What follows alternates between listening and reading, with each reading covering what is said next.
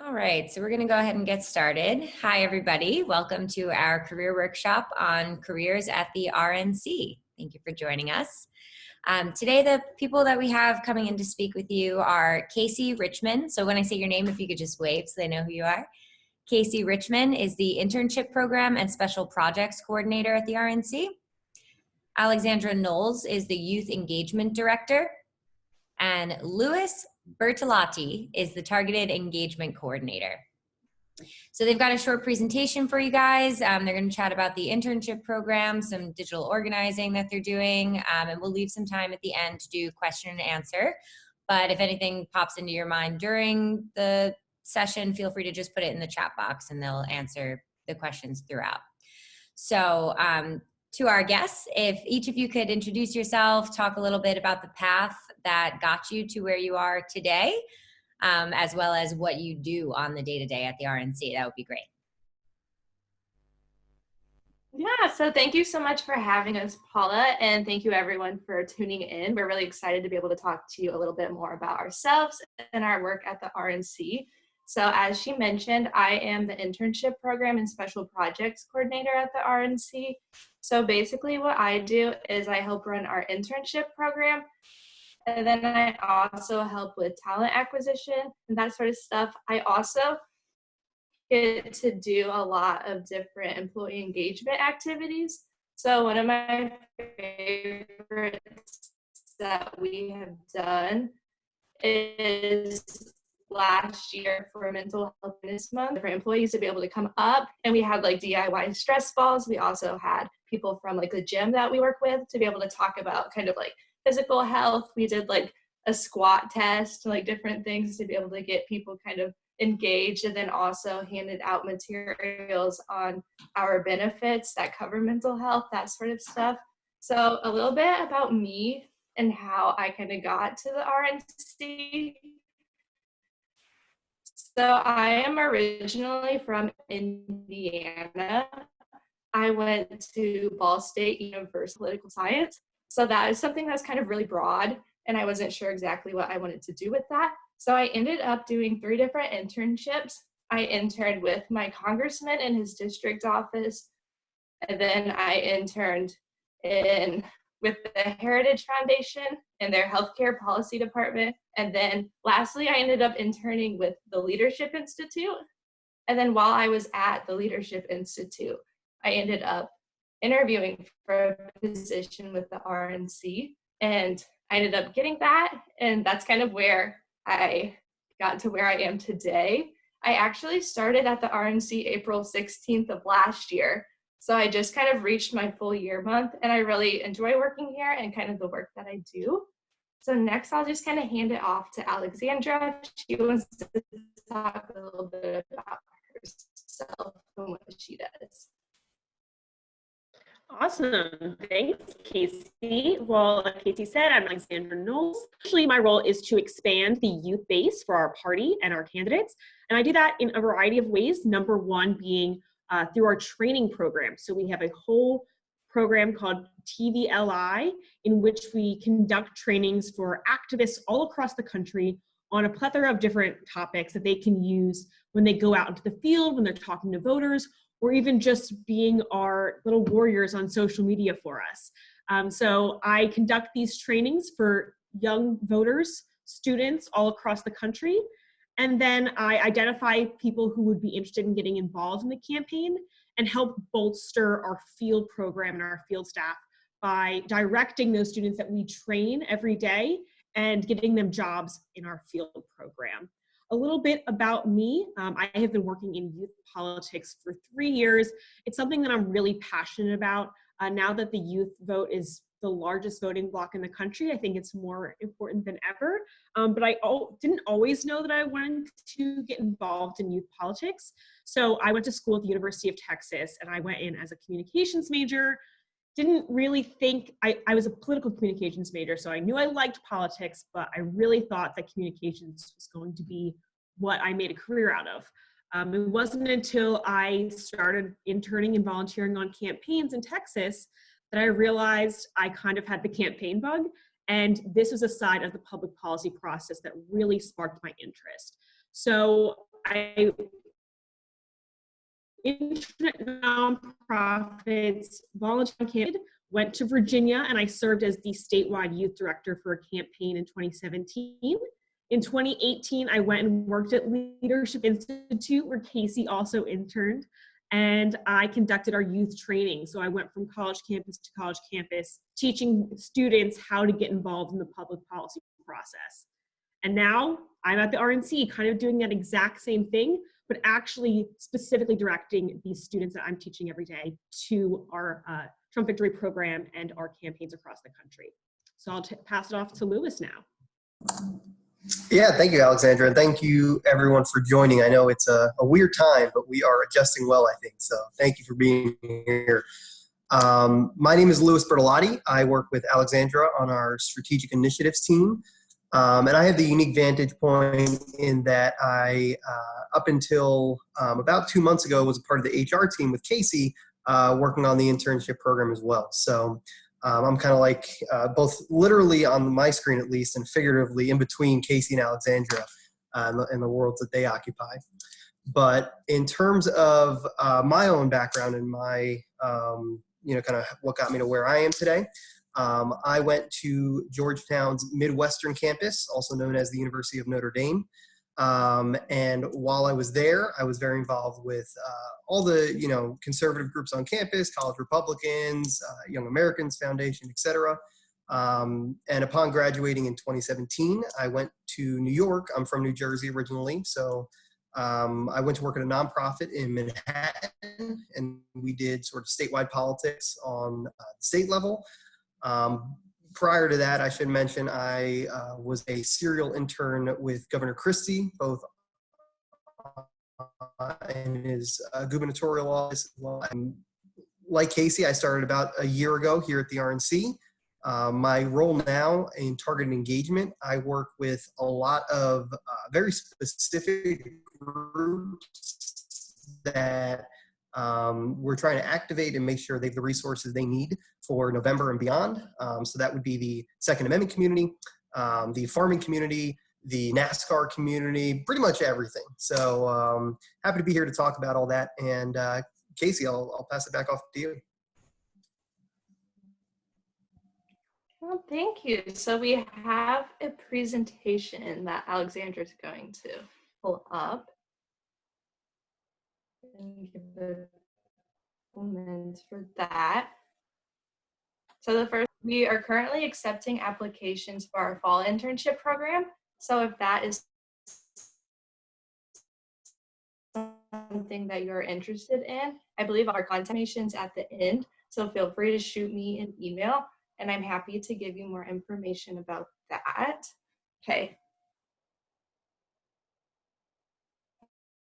I see the PowerPoint, so I'm hoping that, so we're going to be talking about the internship program, kind of everything that kind of entails, all of that sort of stuff, and then Alexandra and Louis are going to be talking about some different political opportunities that we have available right now, and then we'll leave time at the end for any questions that you might have. Go ahead to the next slide. Okay, so first, let's kind of look at our internship program. As you see this nice map, we have almost had interns from every state. We are still lacking New Mexico, Alaska, and Hawaii. So if you know anyone from those states that wants to intern with us, please send them my direction. So for our fall and spring internships, most of our interns tend to be local, just because in spring with classes and being able to do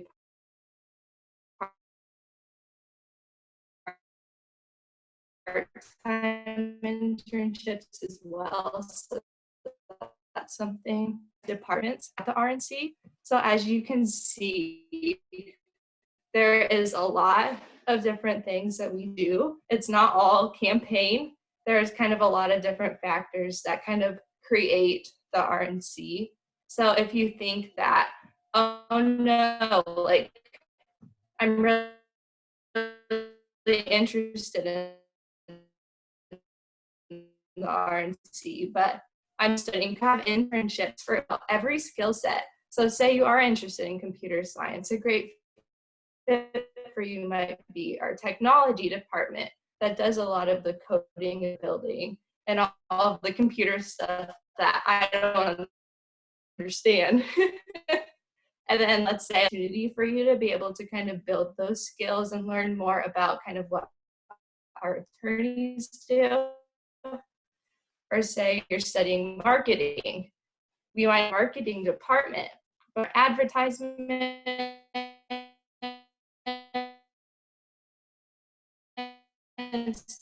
doing a lot of like online website building, that sort of stuff. So to have whatever maybe you have, you really have internship available for you. That could be a great opportunity for you to be able to kind of further whatever more about kind of a specific department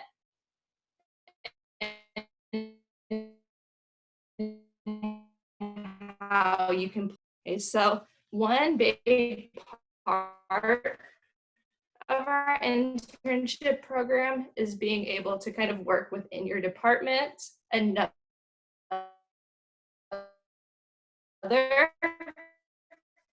is professional development. We think it's really important to be able to have opportunity to be able to just learn more about themselves, build their resumes, that sort of stuff. So we also create Reagan discussions. I think they're a really cool opportunity. I mean, because everyone loves free food. But we also bring in the leadership from different departments, learn what they do, and then also kind of seeing how they got to where they currently are. We also like to kind of have some of these to talk about kind of your resume, networking, all that sort of stuff too. I know that can be kind of hard to navigate at first. So we really want to provide you with as much resources as possible to be able to really grow. And then another important part of internships is being able to build professional connections. You're going to be working closely with the other interns in your department and with the staff in your department, but we also want to create opportunities for you to be able to connect with interns all across the board. So we like to go on little intern fields all throughout DC. So we've gone to like the Pentagon, the White House. We do a really cool tour of the Supreme Court, just kind of creating different opportunities for interns to kind of meet and network and really build relationships. Okay, so you guys know how to apply. So below you'll see a screenshot of what our internship website looks like. That it's going to be the gop.com/internships page is where you'll be able to apply at. And then as I mentioned, I also help with recruitment. So if you're interested in full-time opportunities, you can go to gop.com/jobs and apply there. So that's everything at the end of the presentation, and I'll hand it over to Alexandra and Lewis. Great, thank you, Casey. And I really want to highlight, I think that, Casey it's put a very important point out there that you don't have to be a political science major to be an intern at the RNC. There are so many opportunities. And we have folks who aren't even that interested in politics, who are, might line up on our side of the aisle, but really want to learn about coding, like Casey said, really want to learn about digital marketing. One thing to realize is that our organization, you guys are lucky to be in DC, and our organization is one that operates in all 50 states. So, I think there's a lot of really cool opportunities out there. Thank you to Casey for walking through all that. Alexandra, is there anything you want to highlight on this slide, or should we keep on moving here? We can keep on moving. We'll circle back to this kind of at the end. I'll let you handle the next few slides here. All right, so where I'm going to try and be most helpful to you all right now is in laying out sort of the structure of what we're doing, both on the campaign side of things and from an organizational perspective. To the point I made earlier, a lot of times people think of the RNC and they think of our political department and, you know, the actual door-to-door campaigning that we do, sort of the stuff that you might see on the media. But there's a lot more to that. And so, like Casey mentioned, we have a whole communications department that is putting that all out there. We have a digital department that is highlighting that on social media. And there's so many people, factors, and stakeholders at play here. But arguably the most important stakeholder is our volunteers across the country. And so what you can see here from this little chart, there's kind of 3 layers of people that I want to talk about here. And those are our neighborhood team leaders, our core team members, and our volunteers. And these are all folks that you all on the call can become if you'd like to afterwards. So, you know, obviously we're going to be here to take Q&A, but don't hesitate to reach out if you do want to get involved. To that point, now, if you have not read the book Groundbreakers, I would highly recommend it, especially for the political science majors on the call. But essentially what that does is it walks through Barack Obama's 2012 campaign and how successful it was. Because putting all partisan lenses aside, there is no reason that President Obama should have won that election. Based on the unemployment rate, based on his approval numbers, he was able to win, and he was actually able to increase his margin because of the efforts of volunteers and because of the structure that his campaign built. In 2012, the Obama campaign organized about 2 million volunteers across the country. And our goal here in 2020 from our side is to do the same thing, 2 million volunteers to ensure that we win here in 2020. And so how those volunteers works, there's 3 different levels, if you will. Starting off with our volunteers, right? And so our volunteers are the folks who might want to knock doors, who might want to make calls. Right now, we're not doing any public events, right? And you know, we're following the CDC guidelines very closely. We're excited to get back out there and do some rallies, but for now, we're doing phone calls. And so, if you want to be a volunteer, you can take 10 minutes out of your day. You could take 2 hours out of your weekend, and you can make some phone calls. And not only does that help the campaign out, but it also helps, you know, reach these people. A lot of people feel very alone right now, and we've seen phone rates go up, and we just want to be a resource for those folks all across the country. Our core team members are folks who have made a little bit of a bigger commitment. They're ones who want to take a specific role within the campaign, and so that might be voter registration, right? That might be a person who says, I want to make sure that all of the youth at Georgetown are registered to vote and that they know how to vote. It might be someone who goes back to their community and says, thank you, Alexandra, says they want to be a campus leader, for example, which I think Alexandra's going to talk about in a second here, and, you know, activate folks on their campus. You know, there's all sorts of ways to get involved. But the point being that we at the campaign, the Trump Victory Campaign, want to make sure that we are entrusting our volunteers with responsibilities that are, you know, pursuant to the dedication they're giving us, right? We're not going to be putting you out there and saying, okay, you know, here, go sort some Excels out and sit at a desk until you get a phone call, right? Both for interns and for volunteers, you will be doing real work, and we're going to make sure that you get out there because we could not win this election without our volunteers. With regards to our neighborhood team leaders, thank you. These are the cream of the crop of our volunteer base. And so these folks are going to be working with our paid staff and oftentimes have the opportunity to rise up and come on to as paid staff for the campaign if that is something you're interested in. There is an extensive program of training that we make sure all of our neighborhood team leaders go through. And we really want to make sure that these are folks who have a personal connection to the community, because at the end of the day, this is community organizing, right? Just like Barack Obama did, we are trying to build up our community and trying to make sure that they have the resources to better themselves and to better this country through their vote in November. And with that, I'm going to pass it off to Alexandra to talk about some of the ways that you all can get involved as college students to build upon some of this.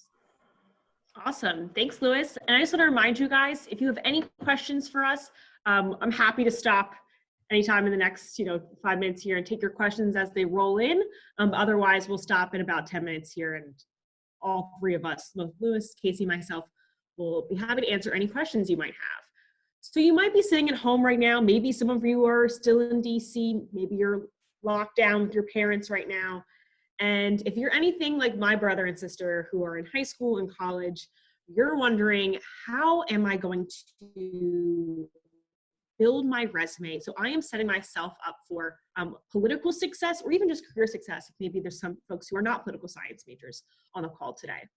I think what I want to impress upon all of you is, especially if you are interested in politics, there is no virtual campaigning going on right now. We are just campaigning, right? We are proceeding with all of our ground efforts, obviously in an adjusted manner, obviously sticking to CDC guidelines very strictly, but we are still dedicated to that volunteer-focused campaign that Lewis laid out for you. And so we are looking for folks with a diversity of different talents to join our team and get started today. So take that seriously. Start now. Young people are a hot commodity in politics, right? People want to hear what young people have to say. Your voice really does matter because you are kind of the ears to the ground on campus and online with what young people are really passionate about, what people are saying. So your voice really matters, and we need that on our campaign. So don't be afraid to grab the bull by the horns and get involved right now. I can tell you that as someone who has built out a team myself previously, campaign experience is something that really sticks out to employers. If you've ever worked on a campaign, you know it can sometimes it's not always the most glamorous political job, right? However, it does teach you a lot. You learn a lot about the public policy process that maybe folks who are sitting in a desk in DC would never otherwise be able to articulate because they didn't see it from the ground up. It teaches you industriousness. You're working really tough hours a lot of the times, and you are dedicated to this campaign or this cause. So that shows me a lot of really great qualities in you as an individual that I want to invest in as a potential employee. So even if you aren't interested in politics as a career in the long run, I highly encourage you to get involved in a campaign. Even if it's just a couple hours on a weekend, making phone calls or helping out in your local campaign office, it's important to understand how this process works. And you're gonna learn life lessons that are gonna help you in whatever avenue of your career you tend to go down. You can also get involved right on your campus. So over at the Trump Victory Campaign, we have, like Lewis was talking about with your neighborhood team leaders, one thing that we have developed is an entire campus field structure. So we are oftentimes seeking dedicated, excited, enthusiastic students to become campus team leaders. Essentially, you are our field person on this college campus. You are the person who is going to be our go-to guy or girl should we want to have an event, should we want to organize a phone banking night. We have a bunch of people coming in from out of state to knock doors this weekend. What can you guys do to help organize this deployment for us or help make these people feel at home in our district or your community? There's a lot of opportunity for you to get involved, and not just on the volunteer level. You are jumping in as a campus team leader, and that's a lot of ownership and leadership that you are showing to future employers. So if you're interested in becoming a campus team leader, definitely feel free to reach out to me at the end of this call. Happy to expand upon that in any way as possible. Something else you guys can do while you're sitting at home, in your apartment or at your parents' house, is enhance your skills. The learning does not have to stop just because you are in the classroom. You should be taking this time to read groundbreakers, like Lewis said, to brush up on your political philosophy, and also brush up on your political technology. You should be investing in yourself as a political being, and that means taking the most training, as much training as you possibly can. Something that we offer over the RNC and the Trump Victory Program are TVLI, or Trump Victory Leadership Initiative trainings. We teach these trainings on all different aspects of campaigning, whether it's building out a team structure, different types of recruitment methods, or even one that I'm about to dive into a little bit deeper here, social media. All of these things are critical parts to a campaign. So take this quote unquote downtime. I know it's very stressful for a lot of us, a lot of unknowns here. but something you can do right now is invest in yourself as a future leader. So take our trainings. Feel free to reach out to Lewis and I. We'd be happy to get you hooked up with one in your area. So lastly, something you can do while you're sitting at home is build your brand on social media. This can just help identify you and build out your persona online, something that you need to be honing in on, especially if you're looking for jobs or internships right now. I can tell you one of the first things they're going to do is look you up on social media. So whether you're using it for activism purposes or professional purposes, you need to have a social media profile that matches what you're trying to accomplish. So the first thing I'm going to address here under social media do's is understand your goal, right? What are you trying to accomplish here? If you're working for the Trump Victory Program, you're probably trying to recruit fellow students, fellow young people to take on a leadership role in your campaign or your program. So you want your social media profile to reflect that. You should be showing all of the fun stuff you're doing on the campaign. If you're just trying to land an internship, not in politics, maybe consider making a LinkedIn profile, get a professional headshot, make sure you are posting things that are coincide with the kind of job that you want to get. You should also know your audience. Who are you currently reaching? Who's currently following you? And who do you want to reach out to? Whether it's employers or voters or fellow students, you don't know what to say unless you know who your audience is and who is actually going to be listening to this. People don't care how much you know until they know how much you care. So you need to be talking about things that match up with your, of course, philosophical beliefs, but demonstrate that you care about these issues or you care about your professional development. That's going to show real expertise in that area. Find your voice. Not everyone is built to be a YouTube star, a TikTok star, a Twitter star, and that's okay. You certainly don't have to be the next viral sensation. No one's asking that or expecting that of you.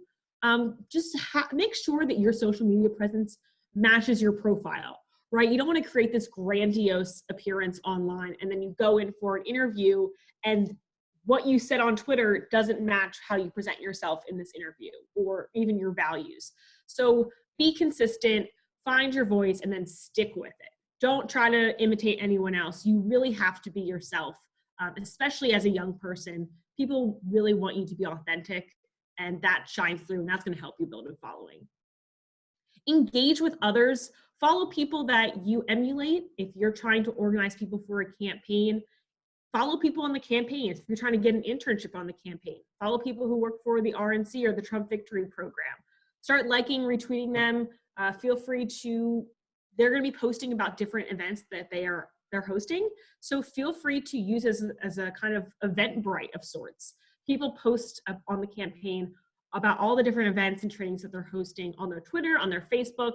So use this as an opportunity to learn more about what the campaign is really like. Finally, I just want to close out with some don'ts.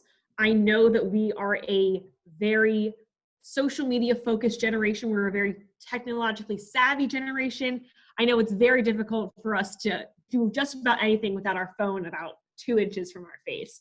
So given that, I want us to be realistic here, and I want to give you some really sound advice that you can walk away with and know that this is how an employer, this is how someone who works on a campaign is going to view your profile, and this is definitely some things that they do not want to see. So again, don't try to do everything. If you want to be professional, you want to be political, you just want to be on social media and have fun, that's fine. Just make sure that you are being consistent and there's no question in an employer's mind or a voter's mind or whoever might be looking at your profile as to what your philosophy is or what your objective here is. You don't want to ever confuse your audience. Don't forget that everything is public. No matter how airtight you think that your privacy policies are, your settings are on Facebook or Twitter, this stuff lasts forever. So I always encourage students to follow the grandma rule. If your grandma wouldn't like it, don't post it. Employers will do a background check, and sometimes even if you delete your Twitter, they can still find it. So be very careful.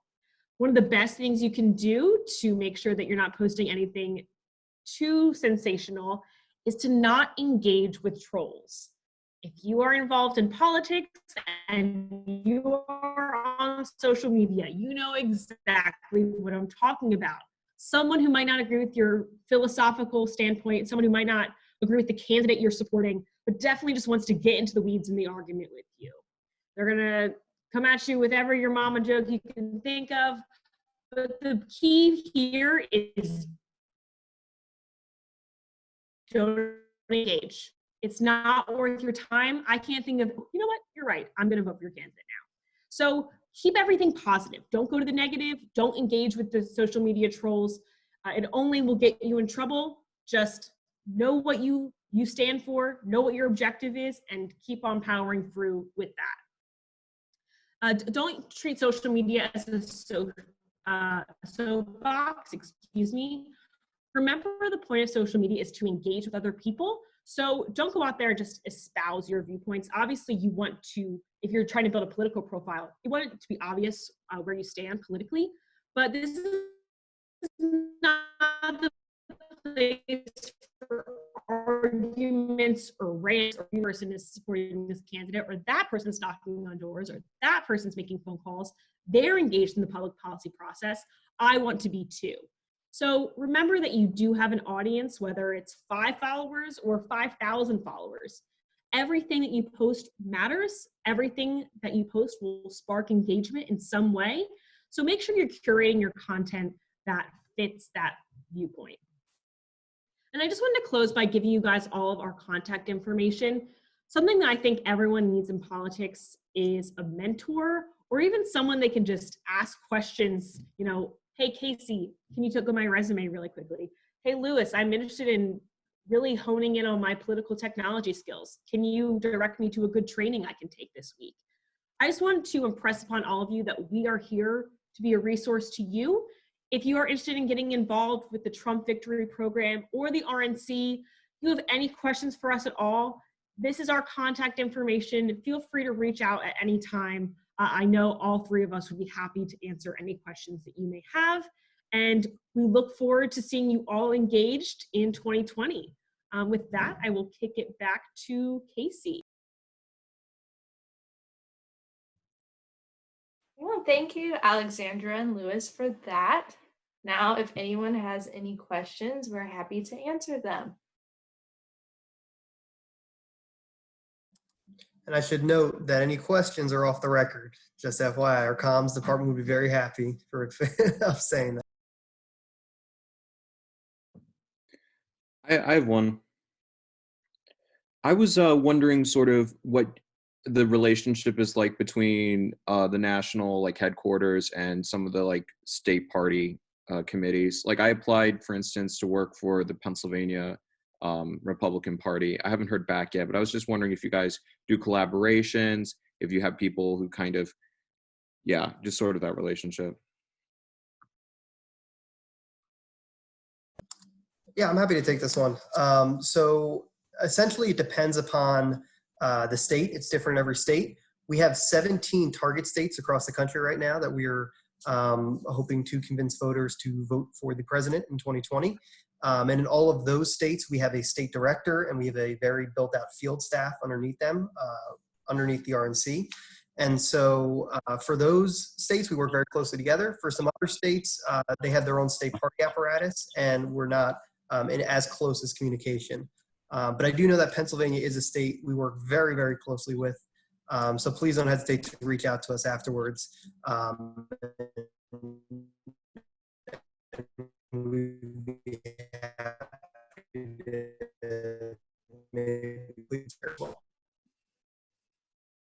Okay, thank you. So I know someone mentioned earlier about coronavirus, how it's really disrupted a lot of opportunities and in terms of employment. I know right now jobs are kind of scarce, especially, and some people are home now when they're planning on being in DC. So where could a person look to find that sort of engagement? I mean, I know there are lots of volunteer opportunities. I'm sure there are lots of campaigns, but are there any ways that could transform into actual careers? Yeah, I'll take this one and I'll kick it back to Casey if you have anything to add to what I say.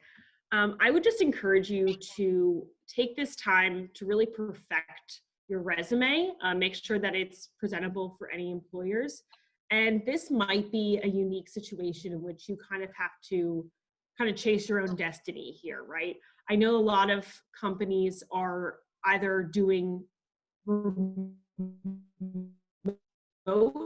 internships or kind of hold their internship opportunities offline for a little bit, or off their public job postings for a little bit just because of the unknowns. Something that I know Casey and I have been receiving a lot of is just emails, you know, hey, here's my name, here's my story, here's my resume. I want to get involved. Here are the areas that I am interested in.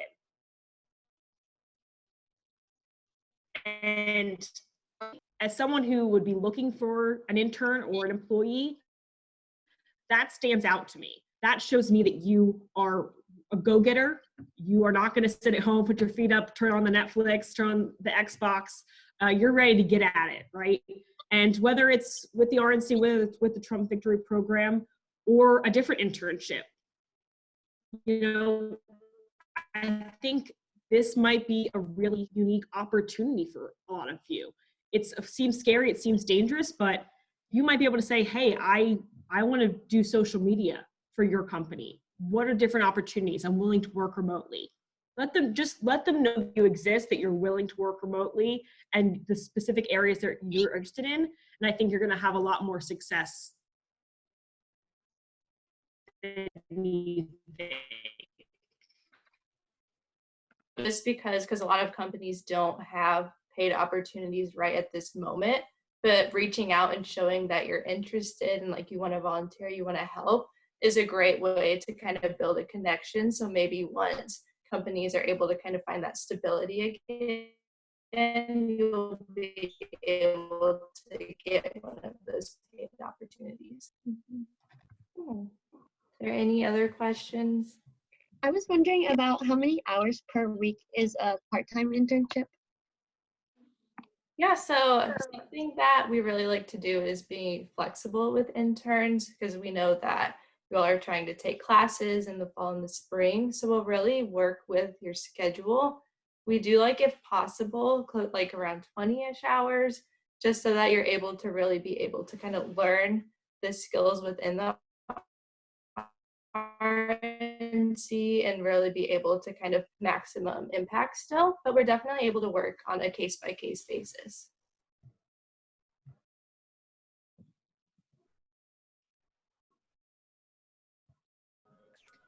All right. Anybody else? Anybody have any other questions? All right. Well, I just want to say thank you to all of us. Thank you from all of us for joining us today. This was chock full of information, and I think especially just providing your contact information and offering to be a resource for our students is super helpful. So thank you all very, very much. And thank you guys for tuning in. Thank you guys. Stay safe, everyone. Thank you. Thank you. Thanks for having us, guys. Thank you. Stay safe.